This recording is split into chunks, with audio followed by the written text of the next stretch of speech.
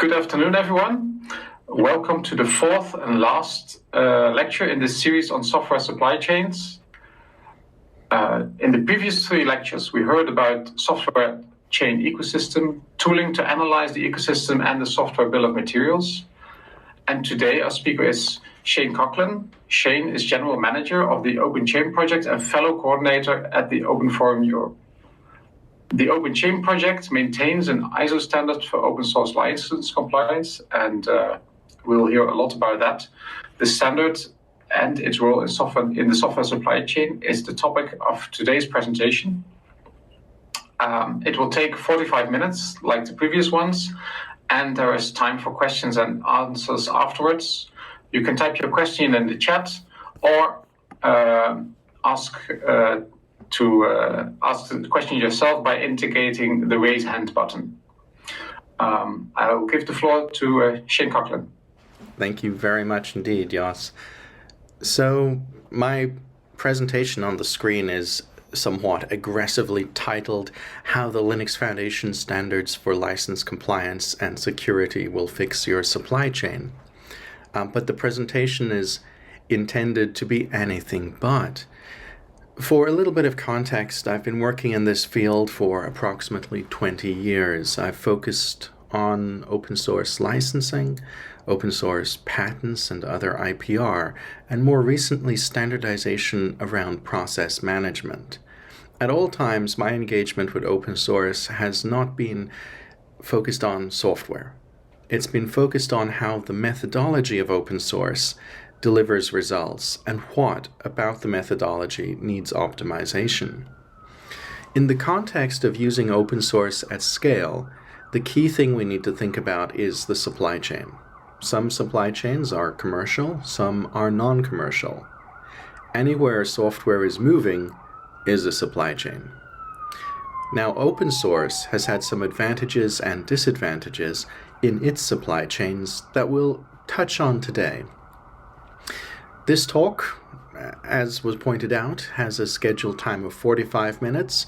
I actually hope I don't take all of that time in a presentation format, because I personally get incredibly bored after about 30 minutes watching a presentation.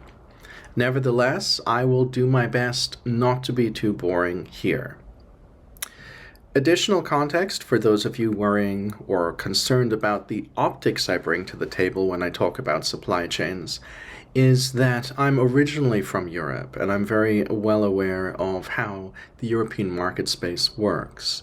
I'm now based in Japan, and a lot of my experience and a lot of my time is spent on major Asian supply chain activities, simply because they are often at the heart of the global supply chain itself. I am not unaware of the North American work. I'm not unaware of the North American supply chain, and I work closely with organizations and companies in the United States too. But I like to think I bring to the table a global perspective, one informed by multiple cultures, not just those operating in the English language, and not just those tied to the largest economic blocs. Hopefully, that will be useful today.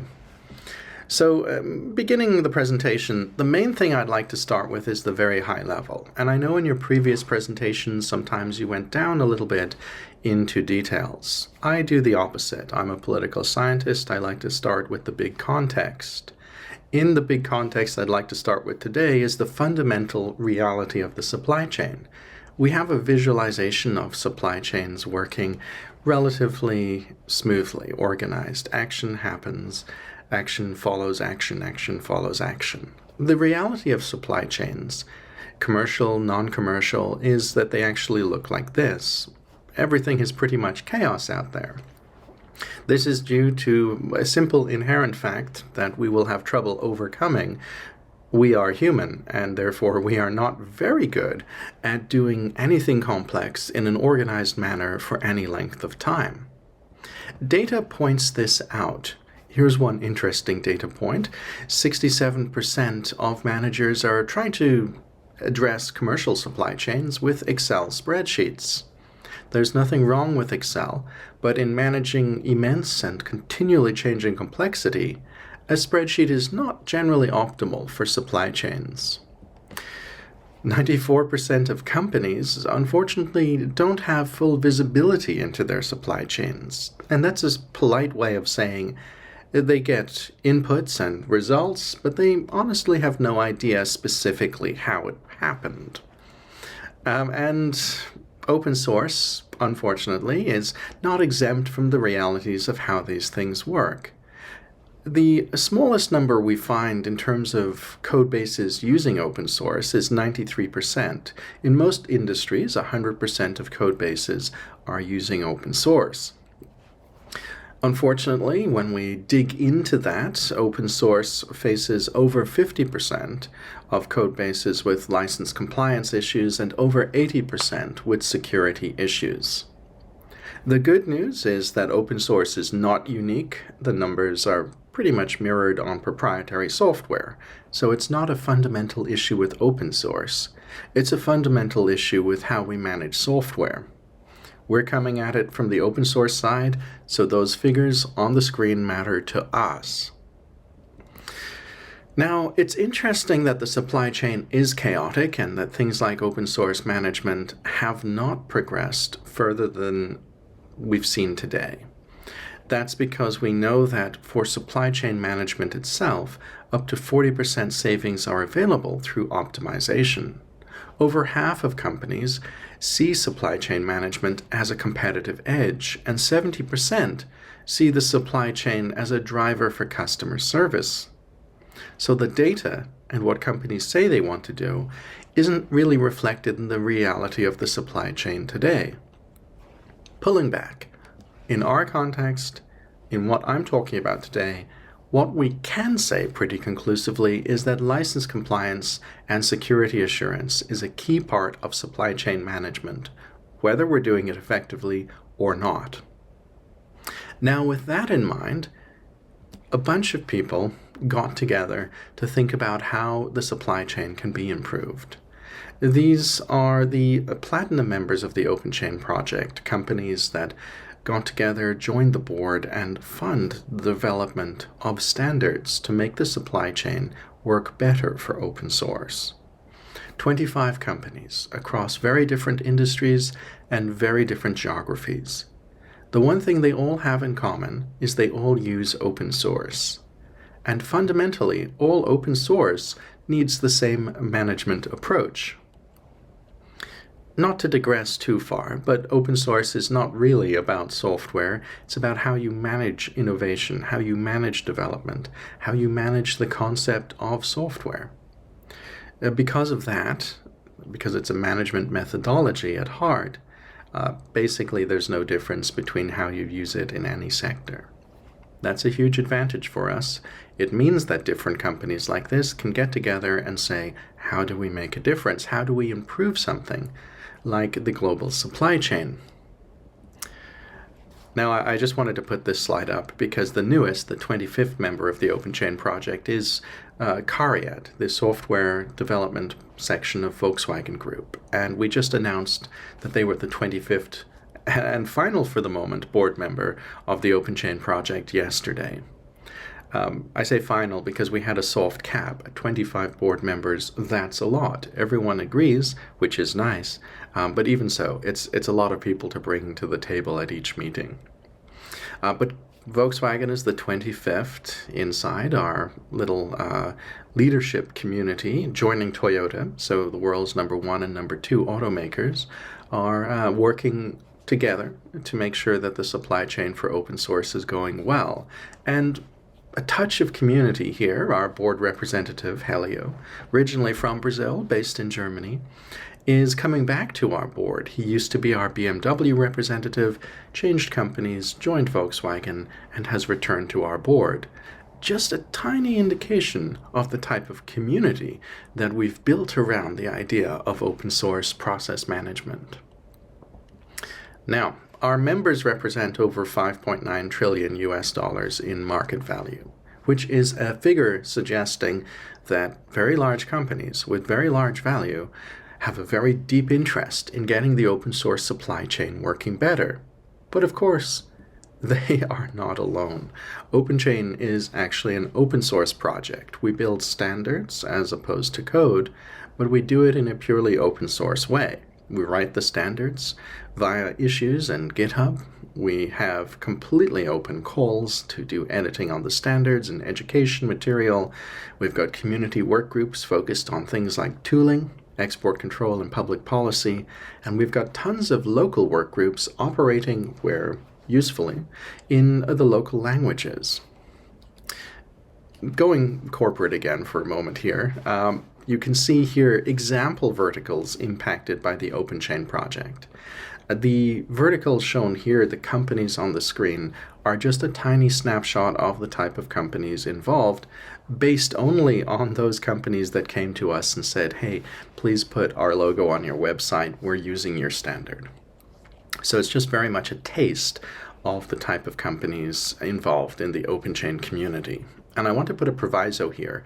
These verticals and so on are very useful to explain to, let's say, people in policy, people in corporate areas, the type of momentum in these standards, but we don't have a gateway on corporate interaction. A bunch of people in our community are independent or from tiny companies or academic institutions or governments. But nevertheless, these verticals are good to show to people to give them a really clear idea of momentum. And that can help in these difficult economic times to show that this is important. That snapshot represents, incidentally, over $7.5 trillion in market value. And it's just a tiny taste of it. I went to a few of our mailing lists 2 days ago.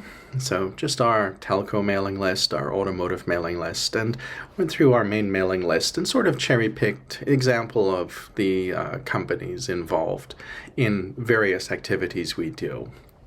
As you can see, a huge spread of organizations across so many different geographies. Lockheed Martin, the defense and space company, is central here because Lockheed Martin is not a platinum member of the OpenChain project, but one of their senior fellows is the co-chair of our specification development as per the community election at the end of last year. Just another taste of the type of open source approach we bring to this. Right. In total, in terms of our active community, people coming to meetings, on calls, and so on, it's over 1,000 companies playing together on the open source supply chain. And what we're doing, what is all of this about, is we're building standards for that supply chain to work better.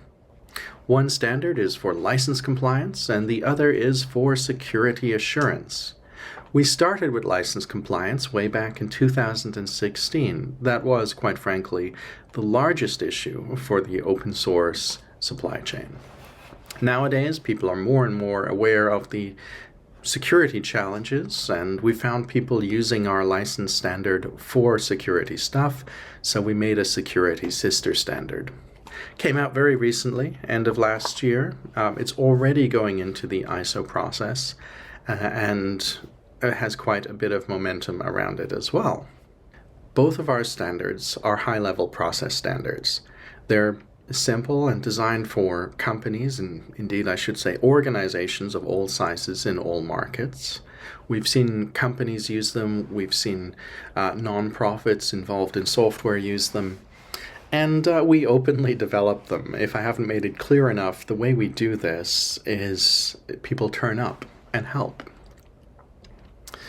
Now, the way that the standards work is by being incredibly simple. They're designed to work entity by entity, and they say at inbound, internal, and outbound, do some specific things, put in some processes. The standards are designed to be non-prescriptive. They identify process points, but they don't say how you have to fill out the processes. They don't say your training has to be XYZ. They don't say your policy has to contain these certain points. Broad strokes to guide the market, to find and put a policy to address the failure points where we know the most compliance or the most security issues occur. Now, as entities use these standards and link up across the supply chain, everything gets more predictable. And the more predictable it is, the less mistakes and the higher the trust. That's our goal. Now, when it comes to adoption of the standards, we've had some good traction. Our license compliance standard has, as you can see from this screen of logos, been adopted by very different entities around the world. What you see on the screen is 98 conformant organizations as of yesterday. We just got a submission for the 99th that specifically adopted our standard and then came to us and said, by the way, we've adopted it, please add our logo to your website. That's nice, but it's only a sample of the organizations using the license compliance standard. A recent survey by PwC in Germany and Bitkom, a recent survey in Germany by PwC and Bitkom indicated that 20% of German companies with over 2,000 employees already use OpenChain ISO 5230, the international standard for open source license compliance. So the market penetration is far higher than the organizations that came to our website and said, oh hey, please add us there. But it is very good, and it's vital that we do have those organizations on our website, just to give people a taste of the scale, the market coverage, and the difference in size of entities that can and do use these standards. Some recent significant announcements, and most of these are huge companies, in the last couple of weeks in China, Alibaba Cloud, ByteDance, China Mobile, and Z1 at SAIC announced OpenChain conformance. For those who aren't familiar with the Chinese market, ByteDance is the creator and owner of TikTok. China Mobile is the world's largest telco, and Z1 is the software side of SAIC, China's largest EV company, China's largest general automotive company, the second largest EV company, and the third largest hybrid company in the world. In other words, big significant entities adopting these standards. SocioNext is dear to my heart. It's a very active company in the OpenChain community in Japan. It's a smaller company, relatively speaking, working on SoC technology. And Cloudera, well, of course, is one of the cloud companies out there, much smaller than Alibaba Cloud or Google or Microsoft, but significant, and their China arm has announced adoption of an OpenChain program. We've also seen momentum, apart from that, on the license compliance side, we've seen momentum around our much newer security standard. We're a de facto standard now, which means it's an industry standard, but it is not yet a formal ISO standard. After writing a de facto standard, we put it through ISO. And we expect to complete the ISO balloting process through JTC1 at the end of June, and then there'll be a short editorial period. The organization helping us do this, Joint Development Foundation, has let us know that they expect us to pass with edits. We'll do a little cleaning up, and then about a month after, we should formally get our ISO number. Before formally getting that number, we have the lovely snappy title ISO IEC DIS 18974. When we do get the ISO number, basically delete the DIS, it should still be ISO 18974. Now, while it's not an ISO standard yet, we're already seeing some nice adoption announcements. In the last couple of months, we've seen LG, BlackBerry, and Interneuron announce that they're already using the security standard in production. Interneuron is an organization providing substantial software assistance to the UK's National Health Service. LG, as you know, makes stellar consumer electronic goods. I do have 3 of their televisions myself, which indicates that I'm a fan and I watch too much Netflix. And BlackBerry, of course, nowadays is a secure communications company based out of Canada. Right. When it comes to using standards like this, people often feel a little intimidated. They think, gosh, it must be pretty expensive and pretty difficult. The answer is not really. We've spent a lot of time working on how to make it easier and cheaper to adopt standards that we produce. So our primary method of adoption is self-certification. People can also have independent assessment, where basically they self-certify and then a law firm or other service provider lends them a hand to double-check the self-certification. Or they can go the whole hog and have third-party certification, where a third party comes in and does the work for them. Now, our recommended route is self-certification. It's sort of the open sourcey way. It's the easiest way to get started. And to be honest, we found it perfectly effective across the global supply chain in the last 7 years. Now, to support self-certification, instead of people having to download an ISO standard and read it and try to guess what to do, we've made checklists and questionnaires. Short ones, by the way, just a couple of pages long, and if you can answer yes to each of the checklist items, you meet the requirements of the standard. If you answer no in a few points, then you are aware of where you have to put some extra time and resources to build a quality license compliance or security assurance program. On the slightly heavier side of third-party certification, plenty of official support for that. With the OpenChain project, we have 11 official third-party certifiers. That's third-party certifiers that have come to us and said, well, not only are we going to certify around this ISO standard, but we specifically want to work with you, the project, as collaborators and contribute to the project as well. I've highlighted one, the latest one announced, CESI, on the screen, the China Electronics and Semiconductor Institute, which is an organization involved in national standardization in China.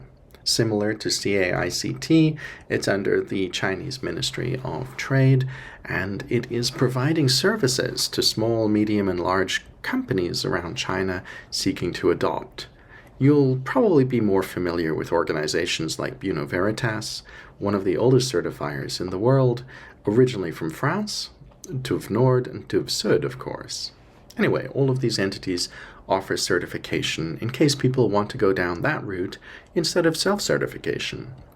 We have 27 consultancies and other types of service providers around the world that are official. Again, they came to us and said we want to work with the project. 22 legal providers that did the same, and 12 tooling vendors. All of these entities are contributing to the project in various ways, particularly in helping us with events, materials, translations, and so on. Now, our project does a lot of stuff apart from actually write the standards. It's one thing to have a standard, it's another to make it easy to adopt and easy to improve around. We try to support that in various ways. The self-certification material is one. We also produce training courses in collaboration with LF Training. We develop things like training slides, checklists, Kanban workflows, policy templates, and so much more. Just a snapshot of this is the online training courses produced with LF Training, which have very high levels of approval, and most interestingly, high levels of market use. Companies like Continental, Bosch, and KPMG actually use these courses for their own developers. And this means that, on one hand, we're providing a free service to help support their excellence in open source compliance, in the case of the course highlighted here. And on the other hand, we're seeing developers who will stay with these companies or transition to other companies aligning with the knowledge needed for quality compliance program management. Exactly the type of long-term goal we have. Now, what else is happening around our project? I mentioned we do a lot more than just write the standards, and I wanted to give you a taste of that. So let's keep this brief, but let's run through some of the things. One example is we're always trying to improve how people can explain the standards. We're working on the material one-pagers, slides, and so on, so people can say, oh, this standard is important, this standard can help you, here's why. We're always trying to make it easier to find our events. Recently, we improved our community calendar. We often have quite a few events. In March, for example, we had 14 events, both virtual and live, around the world as people did things like discussed and worked on automation, educational material, local meetups, OSPO collaboration, and more. We're a huge provider of resource material. Our reference library has over 1,000 documents, and it's a continual challenge to refine it and make it easy to discover the documents you want. And we've been working hard on that in the first quarter of this year. So on GitHub, you'll find all of our documents, everything except critical things like our actual standards or company case studies. Everything else is under CC0, effectively public domain. The idea here is that people can take the reference material, integrate it into their companies, and not have friction from things like legal departments worried about licensing terms. Just a taste of the type of, I was going to say non-core material, I'm going to say, in this example, compliance-related, not core to implementing our standards, but core to business workflows.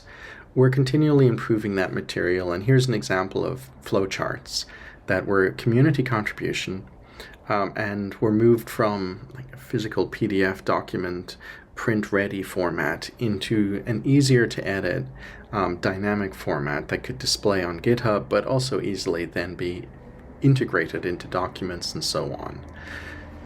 Doing that kind of stuff allows it to disseminate further in the market and makes translation a lot easier, a critical thing for a global project. We have one of the world's largest webinar programs. When the pandemic hit, we were well aware that people would want to keep communicating. So we set up webinars in April 2020, and we just did our 51st, which happened to be on Clearly Defined, a way to identify and understand software packages. We normally do 1 to 2 webinars a month, and we like to try to make sure that people get the experience of something cool they'd hear at a conference, either directly related to compliance, directly related to security, or a breath of fresh air, a bit of a reset to make us think on a topic adjacent or just more generally. All of our webinars naturally are freely available on our website, no sign-ups, no barriers, etc., etc. We are constantly at events. I mentioned I'm in Canada. I'm at Open Source Summit North America. I was in Sweden just a couple of weeks ago for a legal event there, and not just myself as general manager, but members of our community are going around talking about OpenChain. On this slide I just highlighted CAICT, one of our great collaborators from there, Genzia, going to an automotive cybersecurity conference and talking about OpenChain. It's very cool that we're able to do this around the world, and we're always, due to the scale of open source use, finding more and more organizations that aren't aware of the standards and are glad to hear about them.